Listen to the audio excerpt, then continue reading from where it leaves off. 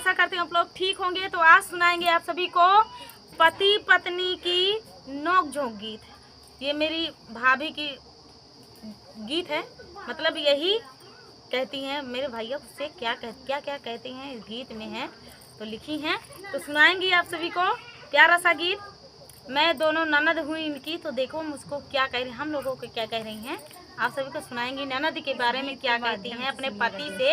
ये पत्नी अपने पति से क्या कह रही हैं, इस गीत के माध्यम से सुनिएगा ननद के बारे में। तो देर न करते हुए चलिए सुनाते हैं, आप लोग बने रहिए, बहुत ही आनंद आएगा। तो अपने दीदी को समझा लो राजा, मैं तो हो गई तंग। अपने बहनी को समझा लो राजा, मैं तो हो गई तंग। अपने दीदी को समझा लो राजा, मैं तो हो गई, नहीं किसी दिन हो जाएगी इनसे मेरी जंग। अपने दीदी को समझा लो राजा, मैं तो हो गई तंग। अपने दीदी को समझा लो राजा, मैं तो हो गई। जब तुम होते, जब घर में तुम होते राजा, मीठी बोली बोले। जब घर में तुम होते राजा, मीठी बोली बोले। जब तुम जाते ऑफिस राजा, तभी दिखावे रंग। अपने दीदी को समझा लो राजा, मैं तो हो गई तंग। अपने दीदी को समझा लो राजा, मैं तो हो गई तंग। अपने दीदी को समझा लो राजा, मैं तो हो गई तंग। आपसे कुछ ना बोले राजा, मुझ पर हुकुम चलावे। आपसे कुछ ना बोले राजा, मुझ पे हुकुम चलावे।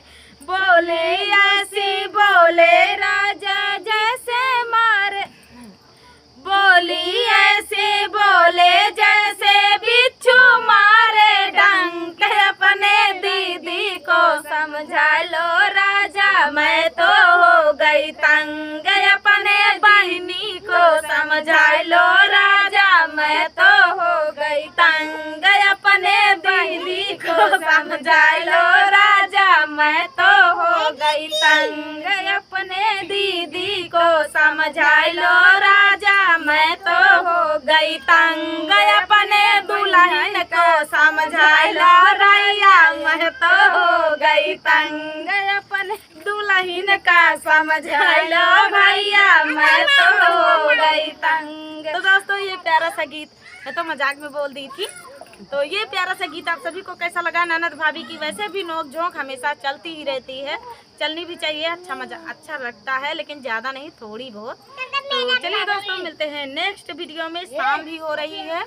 तो चलिए दोस्तों तब तक के लिए नमस्कार। श्री राम। दोस्तों आप सब कैसे हैं, आशा करती हूँ आप सब लोग ठीक होंगे। दीप के ऑफिशियल में आप सभी का स्वागत है। आज हम आप सबके बीच लेकर आए हैं एक प्यारा सा, बहुत ही प्यारा सा कजरी गीत।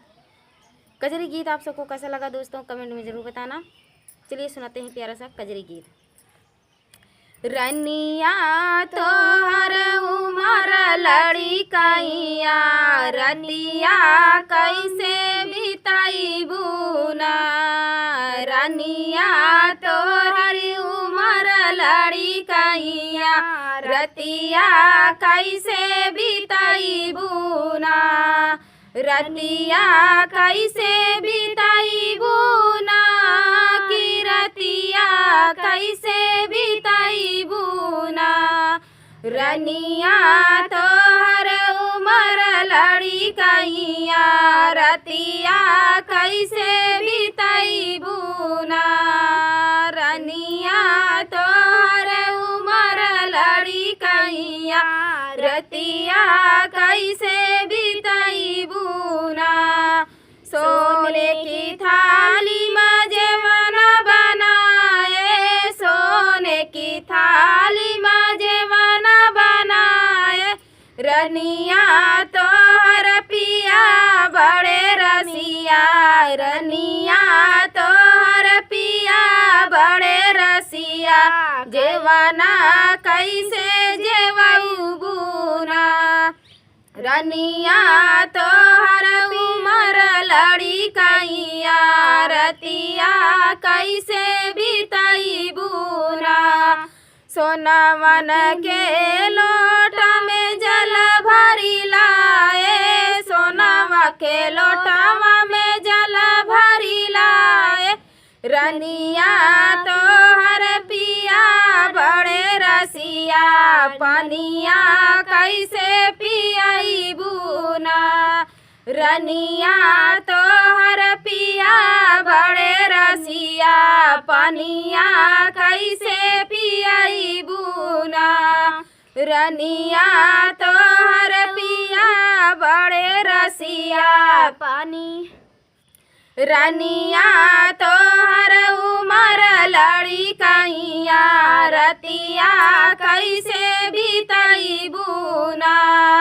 रनिया तोहर उमर लड़ी कैया रतिया कैसे बीतैबू ना। लाची लवंग रस बीर जराए, लाची लवंग रस बीर जराए। रनिया तोहर पिया बड़े रसिया, बीरवा कैसे गुचैबू ना। रनिया तोहर पिया बड़े रसिया, बीरवा कैसे कुचैबू ना। रनिया तोहर उमर लड़ी कैया रतिया कैसे बीतैबू ना। रनियन से रानी फूलबे नीलैबू, अंगियन से रानी फूलबे नीलैबू। रनिया तोहर पिया बड़े रसिया रतिया से जिया, फूल झरिया झरी से जल गईबू, फूल झरिया झरी से जल गईबू। रनिया तोहर पिया बड़े रसिया, से जिया कैसे सुतैबू ना। रनिया तोहर पिया बड़े रसिया, से जिया कैसे सुतैबू ना। रनिया तोहर पिया बड़े रसी, रनिया तोहर उमर लड़ी कैया रतिया कैसे बीतैबू ना।